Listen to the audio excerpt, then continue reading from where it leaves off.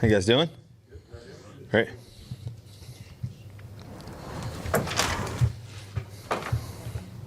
Russell, you're nearly perfect in the fourth quarter this season. You know, you've been good traditionally in the fourth quarters.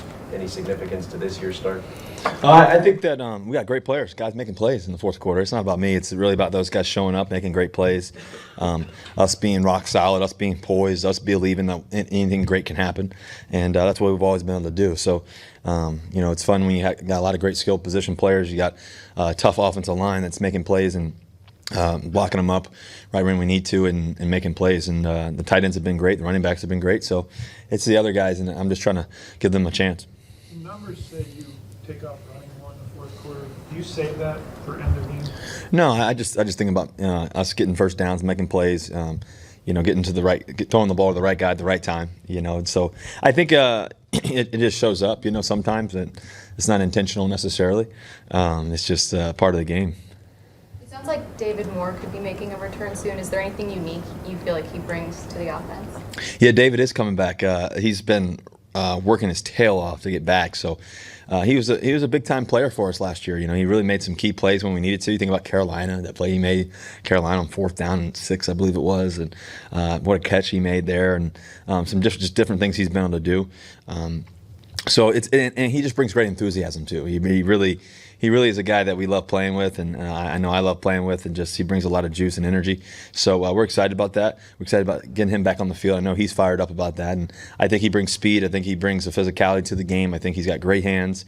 He's got it's hard to tackle him. He's a guy that's, you know, very, very hard to tackle, and he runs all the right routes. So we're looking forward to that.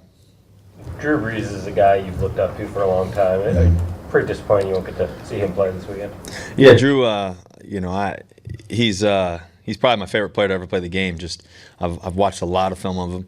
I've studied his game, gotten to know him over the years. We've become close and everything else, and asked him for a lot of advice just about life, about kids and schools and this and that, and just obviously the game too. But our kids get to get together a bunch, and we just get to spend some time together when we can. When we were down in California, we went to the baseball game with, you know, all the receivers and tight ends and running backs and stuff like that. And he was at the game, so he came by and we all took a picture with him. Just, so it was just, got a lot of respect for him and how he plays the game. We've been together around the Pro Bowls. I remember my first Pro Bowl. That was my first real experience being around him, my rookie year. And going to the Pro Bowl, and it was I think Eli Manning, it was myself, Drew Brees, Ben Roethlisberger was on the other side. I'm trying to remember who else on the other side, but it was pretty cool. And so Peyton Manning was on the other side. I remember that.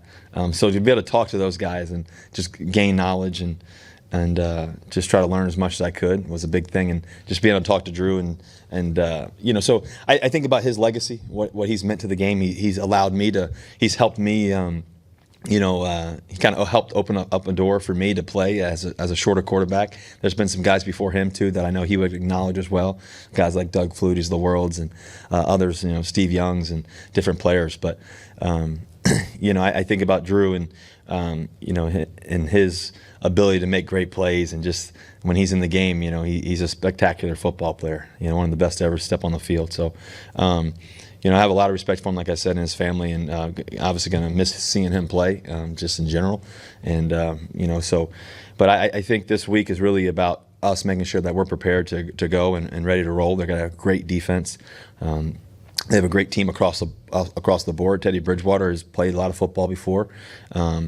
Taysom's a great player too, as well, if they play him, and their special teams are great. So they're a complete football team. They got Alvin Kamara, they got Michael Thomas. They got some guys that can make some plays. But it'll be definitely different without Drew Brees out there.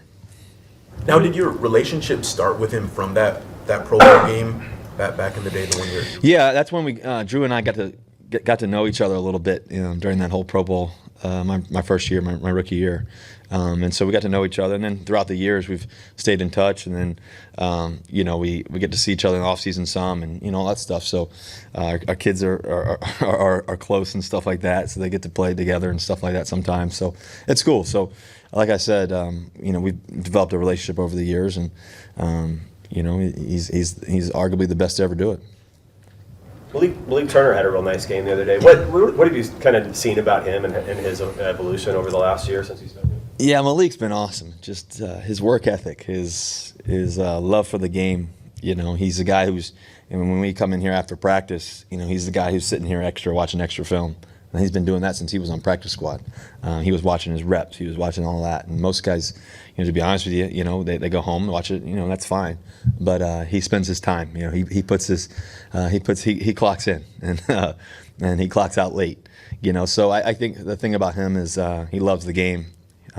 He takes care of himself, his body, his mind, and he's got tremendous hands. He's got tremendous escapability, as you guys saw the last game. You know, he caught the ball a few times and just really scampered away and made some big plays. So I've been a huge fan of Malik's ever since he's gotten here.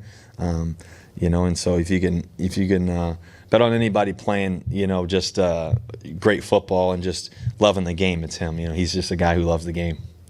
You guys really had success kind of picking up the tempo, getting the ball out quicker last week, going against this Saints team with 9 sacks already. How important is it to make sure you're... Yeah, I think you definitely you have to understand what they're trying to do. They have a lot of multiple different packages. They have a lot of different things they do coverage-wise and blitz-wise and everything else. So you got to understand what they're doing. And their defense coordinator is tremendous. They got a lot of great football players across the board on their defense, from the defensive line to the linebackers to the safeties to the corners to everybody. So Cam Jordan, here's their lead guy. Davis is a great player. Lattimore, great player. You know, there's a lot of guys who can play on that side of the football. For us, we just got to be sharp. We got to be clean. We got to understand what we're trying to do. We got to be able to be physical. You know, in our running game, we got to be able to make plays down the field. We got to be able to get the ball out when we can and do all those things. So we got to have a great mixture of things that we do, and we'll make sure we try to do that. Seeing a lot of quarterbacks getting hurt this year already, and most great quarterbacks have had one serious injury at some point in their lives. You've been able to avoid that despite taking all the sacks that you have. Do you kind of thank your lucky stars that nothing's happened, or do you feel like you're doing something, whether it's in the preparation, that's preventing? I don't really like talking about injuries and stuff like that, but I think that I think more than anything else, yeah, I definitely do think that you have to do something to make sure you prolong your career as long as you can. I'm a big believer in prehab, not rehab, but prehab. You know, making sure that you're doing all the things that taking care of your body before anything happens. You know, making sure that you feel great every day, making sure that you feel loose. You know, I have a full-time performance team. You know, Wesley's performance team. So we have a PT. I have a trainer that comes with me pretty much everywhere I go. I have a massage person too as well. So I have a movement specialist. So all that stuff, and then I have Trevor, who's my mental coach too as well. So I'm a big believer in that. Invest a lot into that, because really it's my car, it's my engine, it's my. I think I've said this to you guys before. It's like Formula One racing. You want to be able to perform at the highest level every day, every game. You want to be ready to go. So you have to take care of it, and you have to be able to engineer your body and your mind and your spirit to be ready to play a long season, go through the journey, and then a long career on top of it. Where I'm trying to go, and as long as I'm playing, I got to make sure I'm changing the tires and making sure I'm doing everything I can possible that the car's ready to roll. So for me, I think that a lot of it's mental. I think second of all is a lot of it is the actual physical part of making sure that you're getting the extra work. I spend hours and hours, outside of here, besides watching film and all that. I spend hours and hours of just training my body and making sure that I'm able to move better. I'm able to, really recover faster in every way. So I think that's a big critical part of that. And I think the mindset part, being able to think and be able to process and be competitive every day, coming to work ready to roll is the key component to that. Someone who wants to play a long time, is that something you've talked with Drew about, since he's further on in his career, just maintain the career? Yeah, I have talked to Drew about that, and several other guys too as well, about just how do you prolong your career, and what have you guys done? You just try to gain nuggets as much as you can. I've talked to different guys without saying too much. I've talked to Peyton, I've talked to Tom, I've talked to Drew, those kind of guys, and just the guys who played the longest, and played the best, and you try to learn as much as you can. So they've definitely have given me some good knowledge of just playing the game the right way and how to take care of yourself and all that. And I've also had a great understanding of that along the way, just because I played professional professional baseball and being around a lot of guys and learning and observing and asking questions and just believing in that. But I think that you definitely learn a lot from others too as well. And so the guy who really taught me that was Leon Washington. I've said this to you guys before, but Leon Washington, when I got here my rookie year, we played the Kansas City Chiefs, the third preseason game, got named starter that Monday. That Monday afternoon, I'm in the hot tub, and Leon says, how many massages you get a week? I said, well, in college, I normally got 1, maybe 2 sometimes, depending on what was going on. He said, I'm going to need you to get 3. I said, 3, okay. Why 3? He said, well, and he said, if each massage costs $100, let's just say, so it's $300 a week, right? And I said, yeah. So he said, let's say times that by 10 weeks, how much is that? I said, well, $3,000, okay. So he said, okay, well, if you play 20 weeks, we're going to play 20 weeks. If you play 20 weeks, how much is that? I said, $6,000. He said, okay, cool. So that $6,000 for me, this is Leon talking, that $6,000 for me, Russ, will be, that may turn into $6 million. That $6,000 for you may turn into $60 million. And so from right there, I started really thinking about just the investment of what it would be. You invest in the things you care about. And for me, I love the game of football. I love winning. I love being on the field. I love being available. I love competing with my teammates and doing whatever it takes to play. And so that's a big key component of that. Is there an art to sliding? Yeah, I think that knowing how to. Didn't look like I knew how to the other day, but the turf came up on me pretty bad there. I've stolen a lot of bases in my time, slid a lot in football. But that was interesting. But yeah, I think there is. I think you got to know how to. I think you got to get your feet up first, cleats up, butt down, and be ready to tuck. Especially in football, you got to tuck the ball away. So that's a big component of it. And so I think the main thing though is getting your feet up. Are there other quarterbacks you see that are really good at that? Yeah, I mean, I don't really think about it, to be honest with you. I don't watch it enough to really, I don't watch it. But I think Drew actually is pretty good at sliding. He's played some baseball in his lifetime. Most guys who've played baseball at some point have been pretty good sliders. So protecting themselves, understanding how to cover up and all that. Did you get a chance to see the hit from Bud Dupree? I know he apologized. That you looked at the film and what did you think about the hit and him reaching out to you? Yeah, he got me pretty good there. It's part of the game, I guess. Some things happen. If he wasn't chasing me down, I think we had a touchdown. So yeah, I definitely saw the hit. Are you surprised? I mean, he said he doesn't think he's getting fined for it. Does that surprise you at all? Or? I'm not. I don't know about that. I guess. I'm not talking about this and that, but he got me pretty good. Do you feel like you and Pete Carroll are kindred spirits in a sense of just kind of your competitive nature, your optimism, your overall outlook and approach to football and life? Yeah, I think it's just it's amazing how God just kind of put things together. I think when I got drafted in 2012, he calls me on April 27th. I got drafted 75th pick overall, and he tells me, "Hey, you got a chance. Go for it." And I told him, "Listen, that's the only thing I believe in." And so I think from the get-go, when I first met him, I was at the Senior Bowl. It was the first night of the Senior Bowl practices and all that, and you get a note card. You get a little note card, and it says a little number, which all those numbers are like room numbers that you go to, and you don't know what team it is or anything like that. So you go to that room number. The first team I got was the Seattle Seahawks, and the room was full. John Schneider was in there, Darrell Bevel, Tater was in there, Coach Carroll, a bunch of people were in there, and I remember Coach Carroll just giving me a big hug, and you're one of my favorites, and this and that. And I remember leaving that room. I spent about an hour and a half in there. And I remember leaving that room and I just remember walking out and I said, man, that's a team I want to play for. And sure enough, you go throughout the process, you meet some other teams, you meet some other people and everything else. But, you guys know the story, but just really it's kind of been a blessing. I think it's just a blessing in disguise. I love Seattle. I love how Coach Carroll, he's so consistent every day. He brings a lot of energy. He's passionate about the game. He's passionate about his players. He really cares. Not just about how we do, but how we are.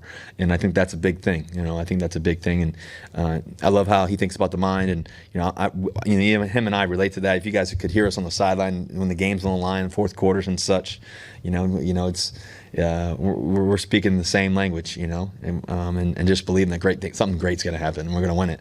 And like when you guys were on the sidelines? Yeah, it depends on the situation, but I think more than anything else is like, hey, we're right where we want to be, and that's a lot of times when I say what he says, whatever, and And so we just really believe in each other. We really believe in this team. We really believe in this franchise. We believe in our fans. We believe in the work, the process, because we put the work in. When you put the work in, you trust it. We've had a lot of obviously comeback wins.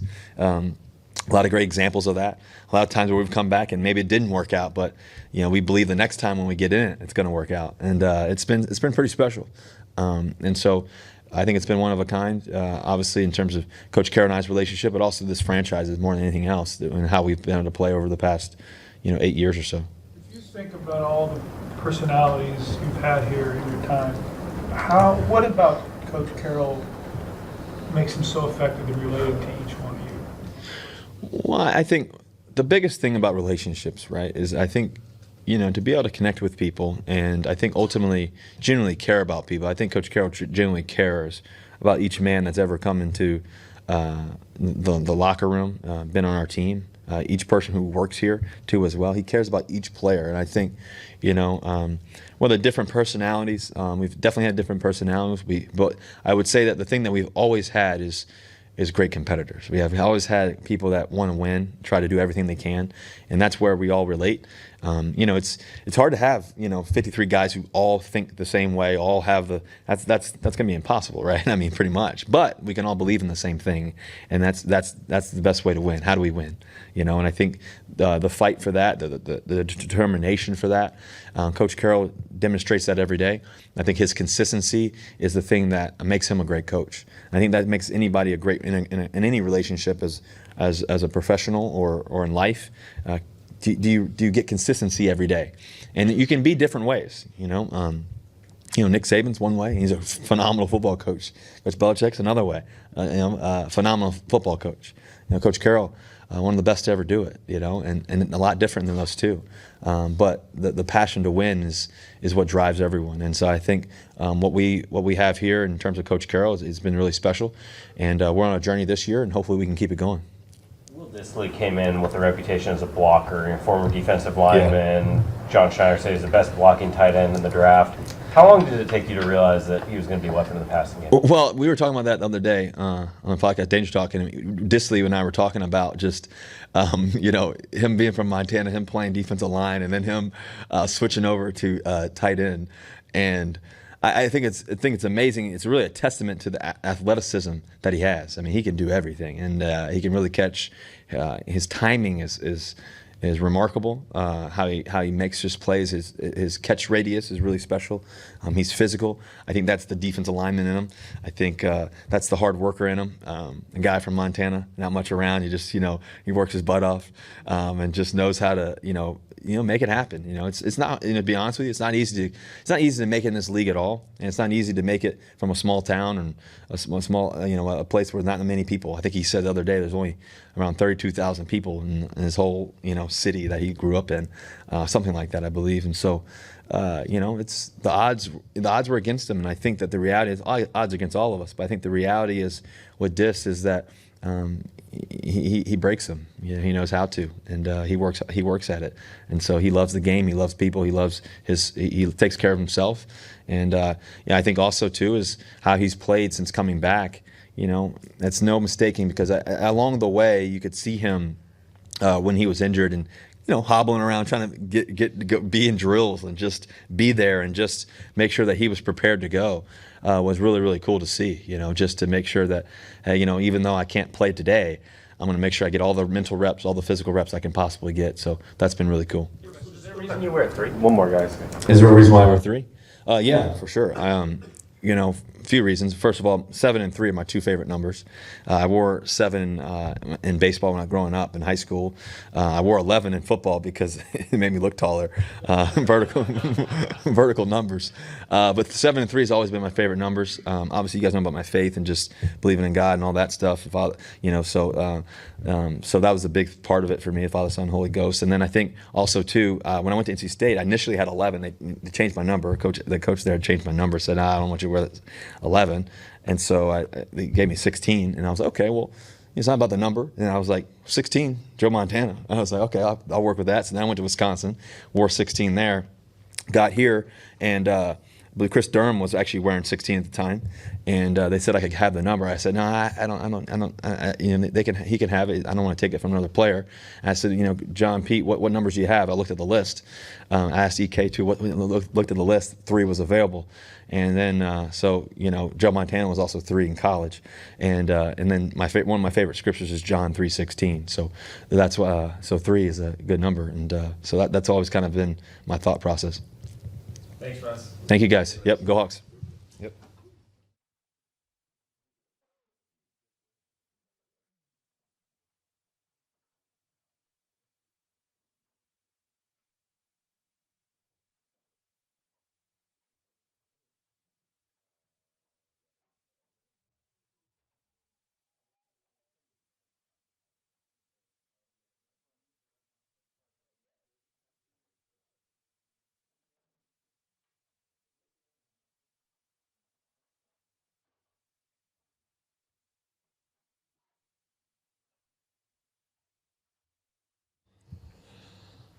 How we doing? Good, good. Prime time, big show. That's not me. Do you agree with Russell that there's not much around Montana? I disagree. I mean, there's everything in Montana. Maybe not people. I think I think we just broke 1 million in the whole state. So yeah, he was spot on. It's a big town as far as Montana goes, but I think when I was there it was about 37,000 people. So small in compared to Seattle for sure, but definitely thankful from where I come from. Blue collar family, you know, hardworking. 2 older brothers kind of show me the ropes, and just kind of always believe that I can make it one day. Other than where you grew up, what's the next best town in Montana? I'd probably go up to Kalispell. I think the Flathead Lake is beautiful. I think, you know, you go to Montana for the outdoors, right? The lakes, the mountain ranges, it's just beautiful views, good hikes, good hunting, I guess. So that would probably be my next pit stop, I guess. How meaningful was it, you know, catching touchdowns and stuff like that these first couple of weeks, and just kind of getting all that after what you went through last year with the injury and everything? Yeah, it was kind of just a deep breath, Kay. Like, you know, there's a lot of questions when you go down. Obviously, you don't really know if you're going to lose a step, if you're even going to play again, kind of those kind of questions. But it was just kind of a deep breath. You know, it was a long journey for me and the athletic training staff and the strength staff, just, you know, working tirelessly for, you know, 9, 10, 11 months. Here we are now, and it's just been a grind. You know, it hadn't been easy at any step of the way, but you know, kind of having that moment of getting in the end zone and kind of being back, winning games is the best feeling ever. And you know, I just love the game of football so much, and I was just going to work so hard to get back that you know, when positive things happen, it's definitely nice. With that in mind, how rough was it the first week when second play out you bang knees with Justin and then can't finish that game? And oh yeah, definitely frustrated after that one. You know, just kind of, you know, like it is, we're in it for the long haul. So, you know, we're just gonna be precautionary. If anything, you know, kind of flares up, we gotta, you know, take a step back and you know, take care of it. But that was tough. I was like, all right, first game back, we're gonna, you know, do great things, and then couldn't even finish that one. So I was like, all right. Now the goal was, all right, let's play 4 quarters in the next one, and you know, now it's to go get past week 5. So just small goals, setting them, continue to work, continue to rehab, and you know, hopefully we'll be playing for a long time this year. How much stock did you have that you may never play again?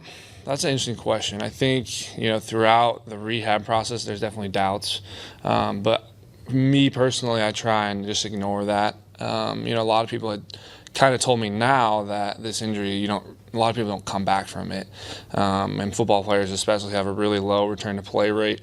And I kind of just ignored that. I didn't even think about it. As soon as I went down, I think there was like maybe 10 minutes where I was like, damn, you know, like kind of hard on myself and just bummed that the season was over and, you know, I had to face the reality. But as soon as I kind of got over that, I was like, okay, when's surgery? When can I start walking? When can I start running? It was just, you know, my mindset was I have to attack this, because once you get injured, you can't go back, right? You can't get uninjured. And so I'm not going to live my life as, you know, this you know, with a broken knee. I'm going to get better. I'm going to get to, you know, the best version of myself and just continue to get better, I guess, was kind of my thought process. At what point during the process did you feel like, all right, not only am I going to play again, but I feel like I can get back to where I was, if not better, I'll make a full recovery? Yeah, the first day I started cutting actually was kind of a weird day. So we did a really good job of, kind of building the strength foundation in my knee, and we're doing the running protocol, straight line running, and then they were like, all right, run, take a 90-degree cut. And I was like, you sure? And he was like, yeah, just go and do it. And I said, okay. So I ran, made the cut. I was like, hey, that didn't hurt. He's like, it's not supposed to. I was like, okay, cool. So at that point, I had complete confidence in my knee, and it was just, all right, let's get bigger, stronger, faster kind of at that point. Did you run it like half speed at the first one because you were nervous? No, that's not my attitude. Okay. Well, I didn't know. Yeah. If you were expecting it. A lot of tentative. Yeah, no, definitely. It was more a tentative mindset, but it's kind of cool actually going through the rehab process because you kind of relearn how to run and to cut, and I almost feel like I might be more efficient in my cuts than I was prior to injury. So that was kind of a positive that I took out of it. You remember exactly when that was? No. It was Groundhog's Day for me, so I don't really remember. But I remember being in the indoor, and Strick was like, "All right, run 10 yards, take a 90-degree cut," and I was like, "Are you sure?" He's like, "Yep, do it." And I was like, "Okay." During the off-season program. Yeah. Window. Yeah. So it was probably 6-7 months after injury. I don't really remember, but You weren't used a lot as a pass catcher at UW, but did you know that? Do you feel like you always had that in you with the opportunity? yeah, I had played both ways in high school, and so obviously college and NFL are a lot different than high school, but I've had really good quarterbacks. Kind of growing up, I had Will Wyatt, in high school. We won a state championship and was doing a lot of things on offense there. And then transition, I had Jake Browning, one of the best UW quarterbacks, arguably. And, so he put the ball wherever it needed to be, and I'm here with the Seahawks, and it's Russell Wilson. So I don't know if it's me or them. I'm probably going to lean more on them. They're, 3 really good guys, and so I'm just, it's kind of just, I just do my job. And whenever the ball's in there, it's like that's my job to go catch it. And so that's kind of what I focus on. What does Pete say or do that makes you know that he really cares genuinely about you guys off the field? Yeah, I think that's an interesting question, and he really does. And it's really cool to see kind of, at this level, the professionalism, the business aspect of the National Football League, that this, here's a head coach that cares about us. He cares about our well-being. And I think it's just, the small conversations you get. Hey, how you doing? Are you doing good? And, he's high energy, so he's like, come on, Will, pick it up, do this. And you don't necessarily get that. And I think a lot of times maybe there's a head coach that's like, I don't really have time to talk to this practice squad player. I don't have that time. I have to focus on the game plan and my stars, make sure they're ready. But Pete really cares about everyone in this building, and I think that's a great leadership quality and something I admired greatly in him. Do you think that was his reputation was too good to be true? Being in Seattle for a few years, and then now you're seeing that maybe he really is that way? No, because they had come over. They come to all the pro days, so I had seen him and John Schneider and Coach Peterson. Talked about it a lot actually, because he would come and watch. We couldn't come watch Seahawks practice, but Coach Peterson would come over and be like, "Man, you should see how these guys operate. It's amazing." And as soon as I kind of was going through the whole, NFLPA games and getting scouted or whatnot, you only heard good things about Coach Carroll, and it was really awesome to hear. Is there a reason you wear 88? No, I don't know. Numbers are interesting to me. I just kind of is the one they gave me. One of my best friends in college, Drew Sample, wore 88, and I guess I was 98. Probably about time I had a tight end number, so I picked that one, I guess. How nice is it that twice in the red zone, second week back, Russell's looking for you and coming your way and trusting you with a ball over your back shoulder and all of that, where you had to high point that first one and knowing you have that trust from him at this point? Yeah, that's pretty much our job as receivers is to build trust and confidence in the quarterback. So, anytime that you have the quarterback looking at you, I think you really want him to have confidence in you. So, Russ is doing his thing. He's reading, taking what the defense gives you. You can't guarantee those opportunities. So, like I said, to have that trust and confidence that when there's a window there, that he's willing to fire his gun, and obviously good things happen. Anything else? Thanks, Will. Thanks.